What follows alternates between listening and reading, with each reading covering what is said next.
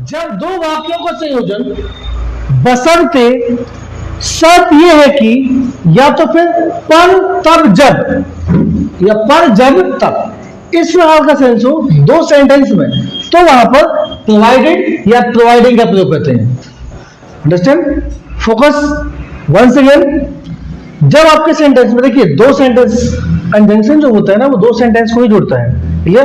तो जब दो सेंटेंस के संयोजन में कॉम्बिनेशन में बशर्ते या शर्त ये है कि या पर तब जब या पर जब तब का सेंस हो, तो वहां पर किसका प्रयोग करते हैं? प्रोवाइडेड या प्रोवाइडिंग। अंडरस्टैंड? इसमें एक केस है, हमेशा ध्यान रखिए, एग्जाम में पूछ सकता है आपको एरर के लिए।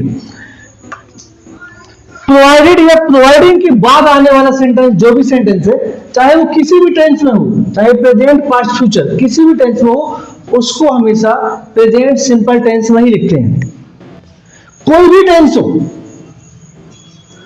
क्लियर? ये पूछ सकता है कि आपके एग्जाम में एक सेंटेंस दे दे, उसके बाद अगला सेंटेंस प्रेजेंट कंटिन्यूअस में दे दे, उसमें लिख दे कि फाइंड द एरर। क्लियर? तो आप ये समझिए हमेशा कि प्रोवाइड या प्रोवाइडेड के बाद, प्रोवाइडिंग या प्रोवाइडेड के बाद जो दूसरा वाला सेंटेंस है, उसमें हमेशा वो जो सेंटेंस है वो प्रेजेंट सिंपल टेंस में होना चाहिए, इसमें प्रेजेंट सिंपल टेंस में। क्लियर? एग्जांपल देखिए बेटा, एग्जांपल देखिए, मैं आपके साथ काम करूंगा, ऐसा बोलते हैं ना, मैं आपके साथ काम करूंगा, शर्त यह है कि या पर शर्त यह है कि आप मुझे पैसे दोगे। क्लियर?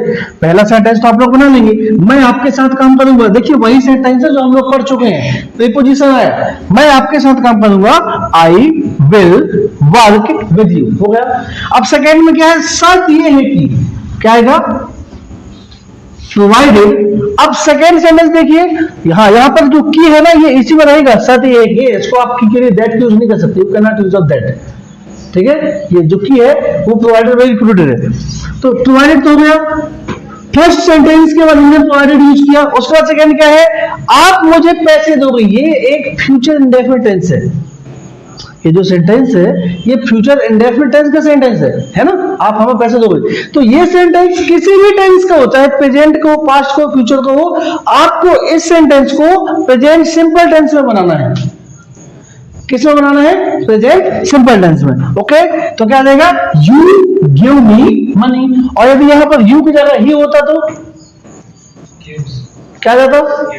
गिव्स आता। वेरी गुड, ठीक है। हाँ, आप मेरे साथ रह सकते हैं, एक सेंटेंस है, आप मेरे साथ रह सकते हैं बशर्ते आपको पढ़ना पड़ेगा।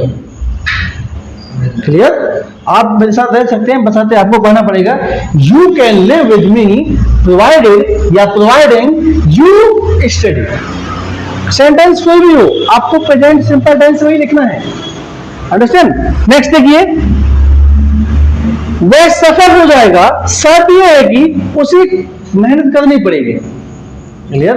He will succeed. याद रखिए जो सक्सेस होता है ना, सक्सेस सक्सीड से मिलकर बना है। सक्सेस एक नाउन है। क्या है? नाउन।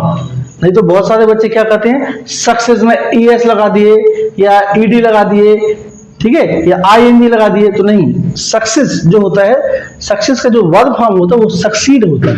क्या? सक्सीड। और सक्सीडेड और सक्सीडिंग, सक्सीड्स, जैसे वह सफल होता है तो ही सक्सीड्स आएगा। क्लियर?